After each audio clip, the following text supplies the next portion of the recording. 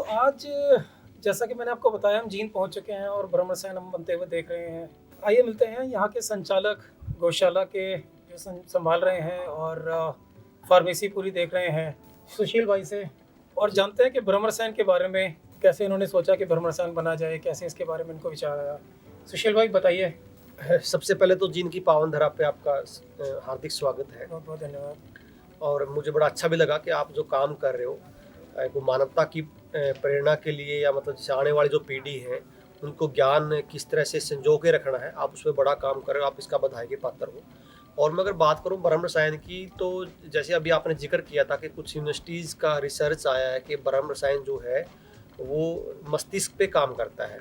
अब ये रिसर्च वाली भाषा तो आजकल के आप जैसे जो साथी ज़्यादा पढ़े लिखे हुए हैं वो इसको ज़्यादा मानते हैं।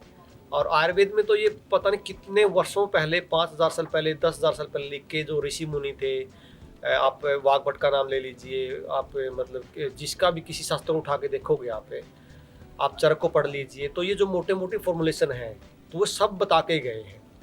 और ब्रह्म रसायन की खूबसूरत बात ये है कि इसमें जो आपने मस्तिष्क की जो बात की है, क्योंकि इसमें ब्राह्मी है और ब्राह्मी के साथ में शंखपुष्पी भी है, और ये जो देसी गाय का घी जो बार बार आता है, क्योंकि ये पाक है तो देसी गाय का घी के बिना बनेगा नहीं। देसी गाय का घी अपने आप में मस्तिष्क की सबसे अद्भुत दवा है। और देसी गाय का घी जो लोग खाते हैं उनका मस्तिष्क, उनका मतलब अद्भुत मस्तिष्क होता है। जो बच्चे खाते हैं उनका जो दिमाग है उनका विकास भी ज़्यादा होता है। इसमें कुछ औषधियों का मिश्रण हो जाए जैसे ब्राह्मी वगैरह का, तो उसका तो कोई तोड़ ही नहीं होता। तो इसलिए जो ब्रह्म रसायन है वो ज़्यादातर जो पाक की श्रेणी में जितने सारे पाक आते हैं उसमें ब्रह्म रसायन मस्तिष्क के लिए सबसे गजब माना गया है। और इसमें हर्ड वगैरह है तो इसमें पेट साफ बहुत गजब होता है, आंवला है, हर्ड है, बहुत सारी औषधियाँ जिसमें मूत्र रोगों में बहुत ज़्यादा गजब काम करती हैं। तो जैसे पैरालिसिस है, मस्तिष्क रोग है, रिलैक्स दिमाग के रोगों के लिए, तो ब्रह्म रसायन अपने आप में अद्भुत पाक है। और सबसे बड़ी बात यह है कि खाने में बड़ा स्वादिष्ट है। बच्चे खाओ, बड़े खाओ, बूढ़े खाओ, तो किसी को खाने में कोई समस्या नहीं होती। ये दवाई के नाम पे मतलब आपको लगेगा नहीं कि आप दवाई खा रहे हो, मतलब आप बहुत गजब चीज़ जो पाक, जो सर्दियों में खाने की चीज़ होती है वो खाई जाती है। तो हितेश भाई, जो सबसे बड़ी बात है कि आप जो कुछ दिखा रहे हो, और जब ऋषि मुनि का भी जब एक वो जो कक्ष होता था ना जी।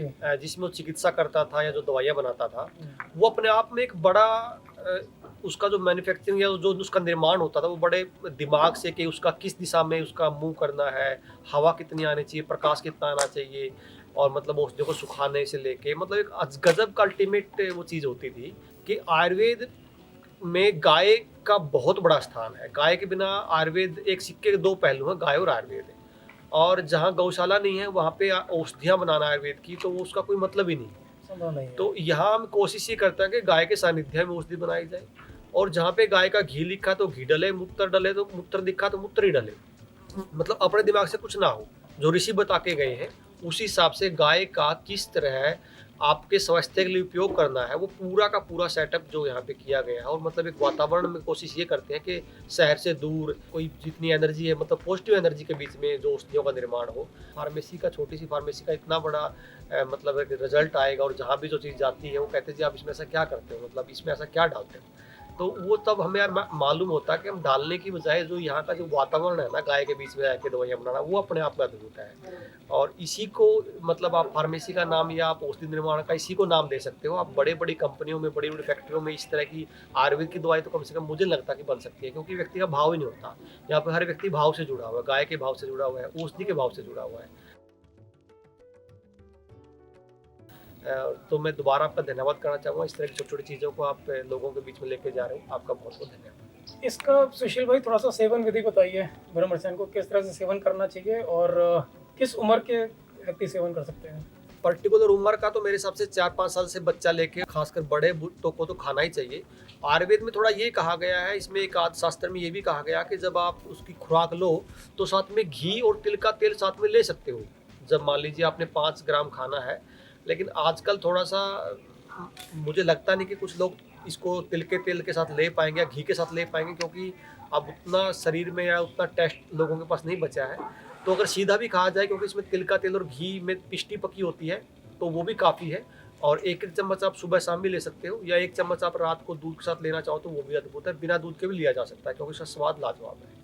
जी भाई। एक और बात पूछना चाहूँगा सुशील भाई। जी। लोगों का ये धारणा बन चुकी है कि च्यवनप्राश और भ्रमरसैन जैसी चीजें सिर्फ सर्दियों में खाई जाती हैं।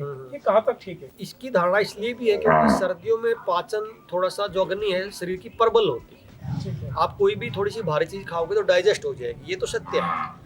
लेकिन किसी रोग में पर्टिकुलर आपको रोगी को देना है तो शास्त्र में कहीं ये नहीं लिखा कि इसको सर्दी में देना है। मान लीजिए किसी रोगी को, पैरालिसिस वाले को या मस्तिष्क वाले को, जिसको आपने भ्रमरसैन देना ही है, तो उसको आप सारी साल दे सकते हो, खाया जा सकता है। बस सर्दियों में ये होता है कि डाइजेस्ट थोड़ा सा अच्छे से हो जाता है और मतलब थोड़ा सा लगता है कि मतलब उसको, या अगर हाँ, गर्मियों में खाते हैं तो उनकी पाचन शक्ति अच्छी होनी चाहिए। हाँ, पाचन शक्ति हो तो ही गर्मी में खा जाए, या फिर रोग के हिसाब से रोग के हिसाब से। पर्टिकुलर कोई वैद्य आपको सलाह दे या आपको कोई मतलब इस तरह का आपको रिक्वायरमेंट है तो खाया जा सकता है। बहुत बहुत धन्यवाद सुशील भाई का।